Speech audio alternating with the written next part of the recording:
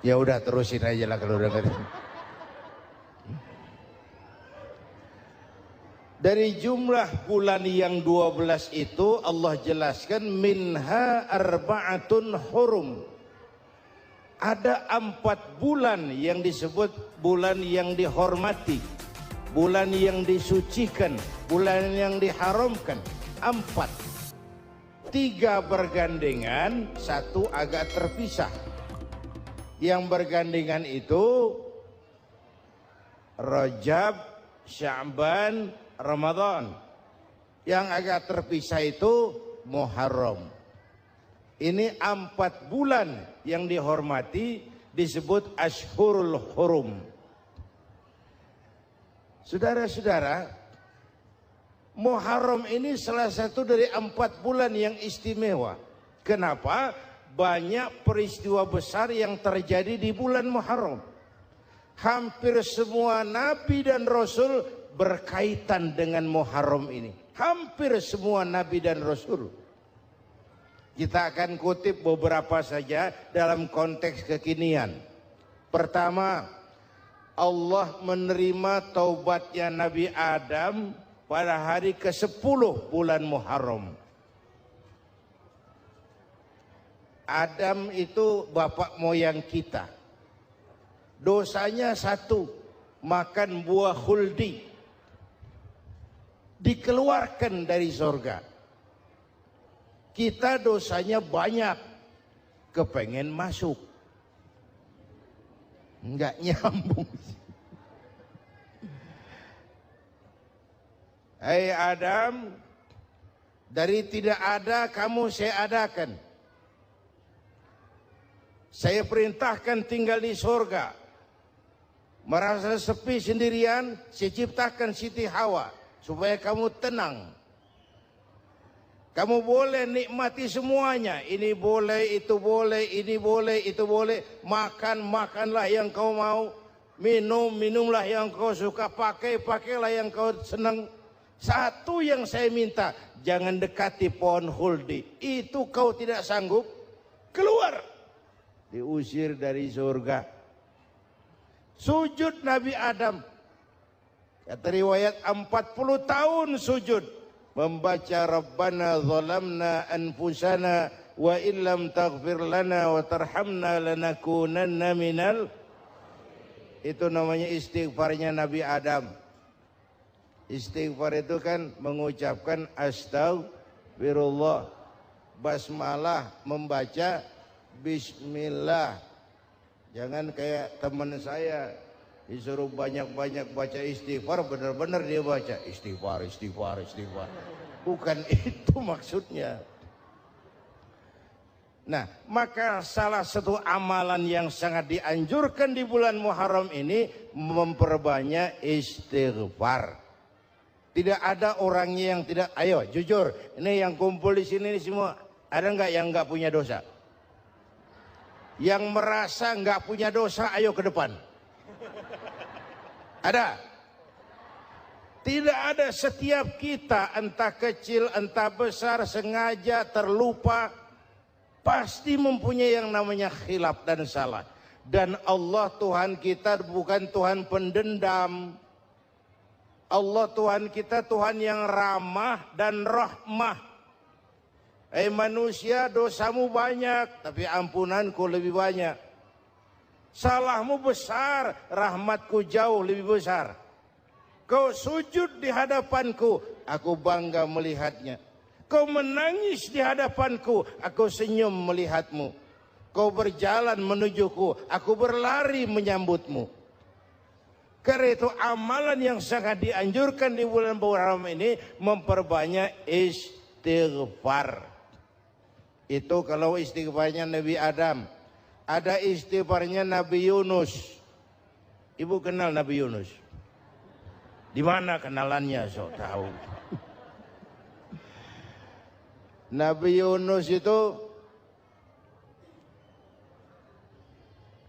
ketika berdakwah kepada kaumnya yang bandel, memberikan peringatan, kalau kalian tidak mau beriman akan turun azab. Kapan Yunus? Akan. Kenapa mesti akan? Sekarang aja kalau mau saya tungguin. Kurang ajar betul ini umat. Akhirnya Nabi Nuh menghindar dengan perhitungan kalau azab tidak turun saya sudah jauh. Meragukan janji Tuhan. Lalu naik kapal, dinaiki oleh Yunus, kapal mogok. Dicari siapa biang keroknya ini. Diundi ternyata Yunus, sampai 3 kali diundi. Dibuanglah Yunus ke dasar laut, ditelan oleh ikan Nun atas perintah Allah. Telan itu Yunus, jangan pakai dikunyah, rusak urusan. Telan saja, simpan di perutmu. Dibawa oleh ikan Nun ke dasar lautan. Itu yang oleh Quran dikatakan bertemulah 3 macam kegelapan. Zulumatun salas, gelapnya tengah malam, gelapnya di dasar laut, gelapnya di dalam perut ikan. Itu namanya peteng, mbahnya gelap. Di perut ikan itulah Nabi Nuh sadar akan kesalahannya, meragukan janji Allah, meragukan janji Allah. Ia sujud di dalam perut ikan itu, membaca la ilaha illa anta subhanaka inni kuntu. Itu istighfarnya Nabi Yunus. Dibacakan istighfar begitu, ikan sakit perut, Pak. Di dasar laut kemana mau cari apotik? Dia naik ke permukaan, memuntahkan isi perutnya. Nabi Yunus keluar dengan selamat. Itu pun terjadi pada hari ke-10 bulan Muharram. Istighfar intinya itu. Itu amalan utama bulan Muharram, memperbanyak istighfar. Allah selamatkan Nabi Nuh dari bahtera banjir yang luar biasa 10 Muharram. Allah selamatkan Nabi Ibrahim dari pembakaran Raja Namrus 10 Muharram. Setelah Nabi Ibrahim itu menghancurkan berhala-berhala, Abrahat pulang mau ibadah, lihat Tuhannya berantakan, marah besar. Siapa yang menghancurkan Tuhan-Tuhan kita ini? Ada yang lapor, kami lihat Ibrahim. Tangkap. Belum ada bukti. Tangkap dulu yang penting. Bukti belakangan. Tangkap. Wah, dikerahkanlah aparat. Tangkap Nabi Ibrahim. Disidang langsung oleh Abrahat. Oleh Namrus maksud saya. Ibrahim, kau yang menghancurkan berhala-berhala kami ini. Tuhan-Tuhan kami. Siapa bilang? Ada yang lapor. Saya dengar enggak semua berhala itu hancur. Ada yang paling besar. Angkat tangan, saya lihat ada kampak di tangannya. Barangkali yang besar itu iseng tuh. Yang kecil-kecil dikampakin. Tanya aja sama dia. Kamu gila? Kenapa? Masa kami disuruh nanya berhala? Enggak bisa jawab. Enggak bisa jawab. Lah kenapa disembah? Lebih gila mana sih? Tahu nggak bisa jawab kenapa disembah? Kurang ajar kamu Ibrahim. Bakar, dibakar. Ketika Ibrahim dilempar ke kobaran api yang menggunung, Allah perintah api, ya naru kuni bardan wa salaman ala Ibrahim. Hai api, dinginlah sampean. Api Madura waktu itu, Pak. Hai api, dinginlah sampean, selamatkan Ibrahim. Api tunduk kepada perintah Allah. Ibrahim masuk ke kobaran api, selembar rambut pun tidak terbakar. Kenapa? Apinya tunduk kepada perintah Allah. Kenapa? Karena Ibrahim orang yang takut kepada Allah. Api tunduk kepada perintah Allah. Kalau kita baca ayat itu, masuk ke api, mateng. Sudah hadirin yang saya muliakan, oleh karena itu, selamatnya Ibrahim dari pembakaran Raja Namrus, itu pun pada 10 Muharram. Yaumul Asyura, hari ke-10 dari bulan Muharram. Baik. Itu Ibrahim. Hadirin hadirat yang saya cintai. Sebagian kecil tentang Nabi Adam, Nabi Ibrahim, dan Nabi Yunus. Tapi saya belum menceritakan tentang Nabi Nuh tadi. Mengulang kaji. Nabi Nuh salah seorang rasul yang masuk ulul azmi 5 besar. Karena memang perjuangannya menggambarkan satu usaha yang ulet dan luar biasa. Beliau diberi umur 950 tahun. Lalu berdakwah selama 900 tahun. Sore, pagi, siang, malam. Dapat pengikut tidak lebih 80 orang. Rata-rata 10 tahun satu. Kalau saya minta berhenti aja jadi nabi, Pak. Ustadz mana masih mau buka pesantren? 10 tahun buka pesantren yang nyantri cuma satu. Pedagang mana yang masih mau dagang? 10 tahun dagang yang beli satu. Pimpinan partai mana yang masih mau kampanye 10 tahun buka partai yang nyoblos satu. Bangkrut. Umatnya bandel, kurang ajar, durjana, bajingan, tengik. Umatnya Nabi Nuh ini kalau diceramahi telinganya ditutup dengan tangannya. Nabi Nuh akhirnya rekes. Tuhan, siang malam saya berdakwah kepada umat ini. Tiap kali saya sampaikan dakwahmu, mereka tutup telinganya dengan tangannya. Alergi dengar ceramah. Apa itu ceramah? Non-profit. Saudara-saudara, jadi mau kamu gimana, Nuh? Sudah Tuhan, habiskan saja orang kafir.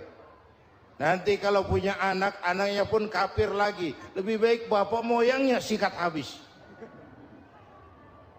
Biasanya kalau bapak kalong, anak kampret. Bapak nyolong, anak nyopet. Fotokopi gimana aslinya. Hampir habiskan saja. Itu mau kamu, Nuh? Iya. Oke. Nanti aku turunkan banjir, Nuh. Buat kapal. Dengan apa saya harus buat kapal, Nuh? Ya dengan kayu, kata Tuhan. Kayunya dari mana, Tuhan? Ya dari pohon, Nuh. Pohonnya belum ada, Tuhan. Ya tanam dulu, Nuh. Bikin kapal kayunya nanam pohon. Apa artinya? Perjuangan perlu kesabaran. Sukses itu ada prosesnya. Nggak bisa simsalabim abracadabra lalu kita mau sukses. Semua ada prosesnya. Walaupun kenyataannya begitu. Sukses banyak bapaknya, gagal itu yatim. Kalau kita sukses banyak yang ngakuin. Yang baru ketemu pakai manggil encing. Ketemu baru. Tapi sukses banyak bapaknya. Gagal yatim, nggak ada yang mau ngakuin kalau kita gagal itu. Udah bikin kapal dengan kayu di tengah kampung, bikin kapal ini. Bayangkan di tengah kampung bikin kapal, orang kafir makin menjadi-jadi. Lihat Nuh, kenapa? Makin sarap. Bikin kapal di tengah kampung mau belayar kemana? Tuh lihat, kalau orang nggak tahu tujuan, mountain setengah jalan, proses yang dinilai bukan finalnya, ya kayak gitu kesimpulannya. Saya enaknya sendiri. Bikin kapal, kapal mendekati selesai, ini orang kafir rame-rame datang ke kapal Nuh. Mau apa? Buang najis. Sakit perut berangkat ke kapal Nabi Nuh. Nongkrong. Dapat 2-3 tumpuk pulang. Penuh lantai kapal dengan najis manusia. Inilah perjuangan. Bukan jalan raya lurus bertabur bunga di kanan kirinya.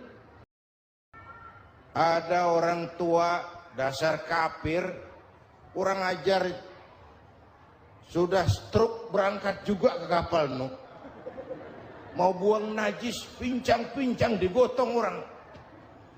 Selesai buang najis, dia bangun mau pulang, pegangan tiang kapal terpeleset jatuh di atas tumpukan najis.